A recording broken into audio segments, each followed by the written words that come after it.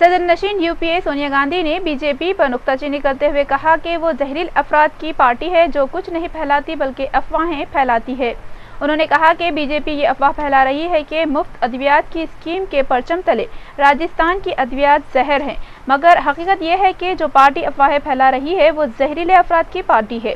کانگریس صدر سونیا گاندھی راجستھان میں اپنی پارٹی کی حکومت کے لیے مسلسل دوسری مرتبہ انتخابات میں کامیاب کرنے کی اپیل کرتے ہوئے گہلوٹ حکومت کے ترقیاتی اور فلاحی اقدامات کی ستائش کی۔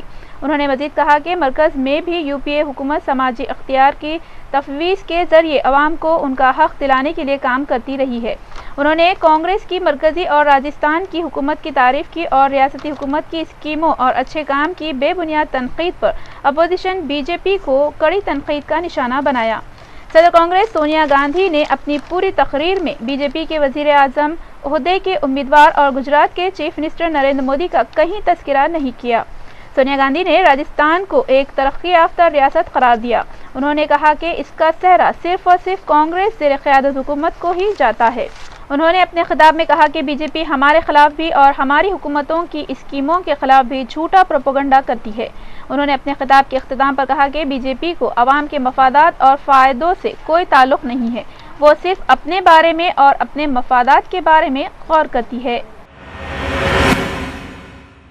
وزیر اعظم ہند ڈاکٹر منموہن سنگھ نے خبردار کیا ہے کہ دہشت گرد گروپس آئندہ لوک سبھا اور اسمبلی انتخابات کو درہم برہم کرنے کی کوشش کر سکتے ہیں، چنانچہ سیکورٹی فورسز کو چوکس رہنا چاہیے۔ ڈاکٹر منموہن سنگھ نے چند ریاستوں میں فرقہ وارانہ تشدد کے واقعات میں قابل لحاظ اضافے پر گہری تشویش کا اظہار کیا اور کہا کہ ذہنی تحفظات، خوف یا جانبداری کے بغیر اس قسم کے واقعات سے ممکنہ سختی کے ساتھ نمٹا جانا چاہیے۔ وزیر اعظم نے ملک کے اعلیٰ پولیس عہدیداروں کی کانفرنس سے خطاب کرتے ہوئے کہا کہ آنے والے اسمبلی اور لوک سبھا انتخابات کو درہم برہم کرنے کے لیے دہشت گرد گروپوں کی طرف سے کوششیں کی جا سکتی ہے، چنانچہ سیکورٹی فورسز کو چوکس اور محتاط رہنے کی ضرورت ہے۔ There is also a likelihood of attempts to disrupt the forthcoming Lok Sabha and Assembly election. The security forces also need to be careful and measured in their response to militant attacks as well as law and order disturbances. As I have said on a number of occasions, there should be nothing which affects the role of innocent citizens.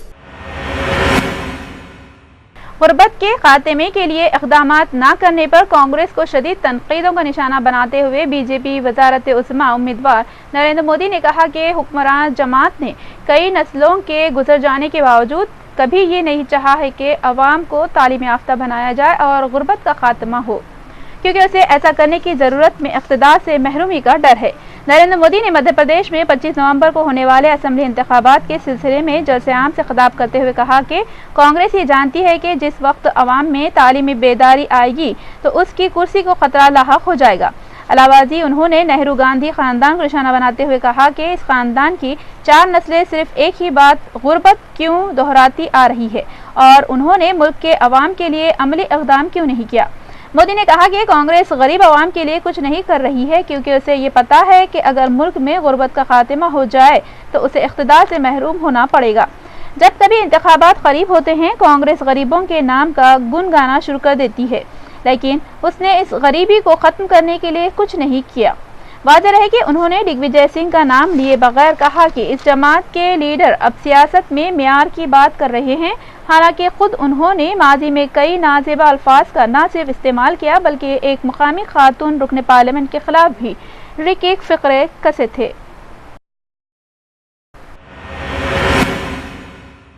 Lok Sabha speaker میرا کمار نے کہا کہ کام کی جگہوں یا دفاتر میں خواتین کے تحفظ کی ذمہ داری کمپنیوں کے سینئر انتظامیہ کو قبول کرنی چاہیے۔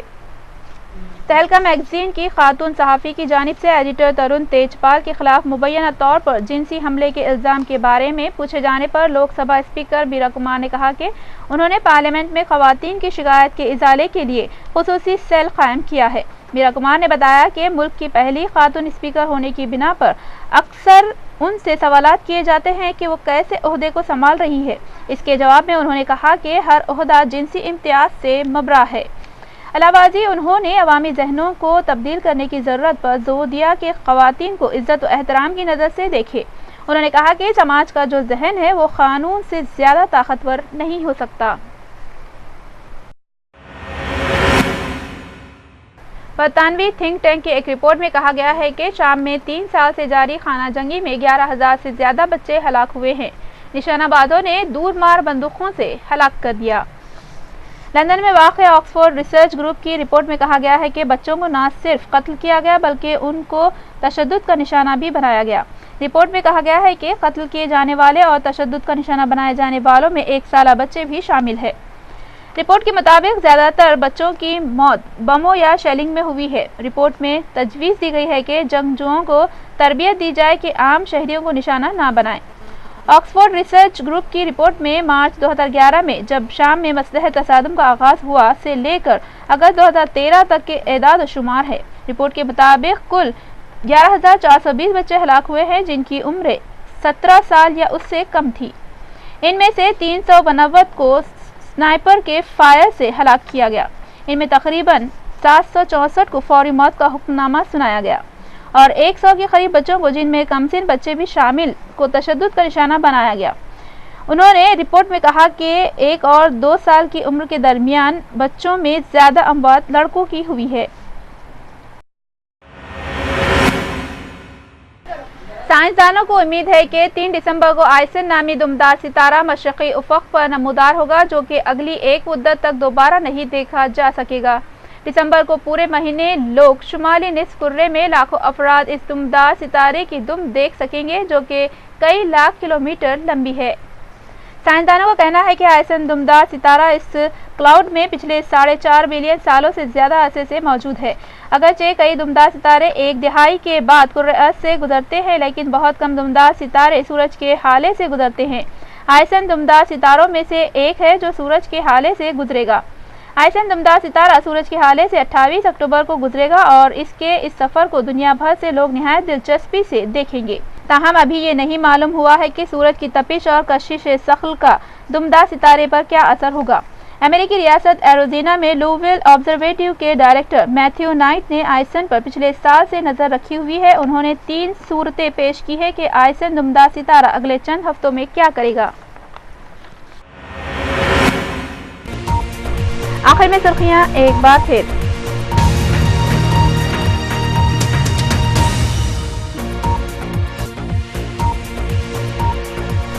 چیف منسٹر این کرن کمار ریڈی کا دورہ اضلاع، رچا بنڈا پروگرام کے 3رے مرحلے کا آغاز۔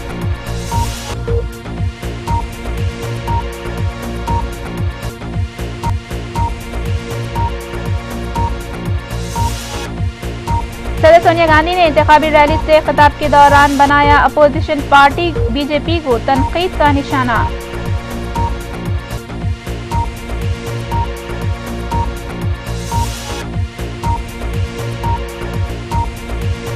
بعض ریاستوں میں فرقہ وارانہ واقعات میں اضافے پر اظہار تشویش، پولیس سربراہان کانفرنس سے وزیر اعظم منموہن سنگھ کا خطاب۔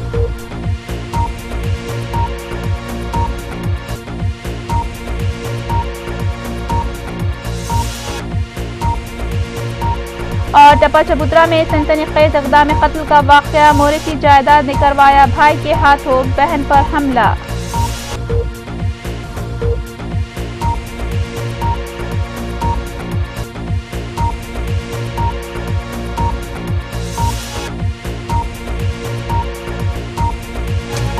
روبی چینل کے دوپہر خبرنامے میں فی الحال اتنا ہی۔ نوری کو اور روبی چینل کی ساری ٹیم کو دیجیے اجازت۔ انشاءاللہ اگلے بلیٹن میں آپ سے پھر ملاقات ہوگی، تب تک کے لیے خدا حافظ۔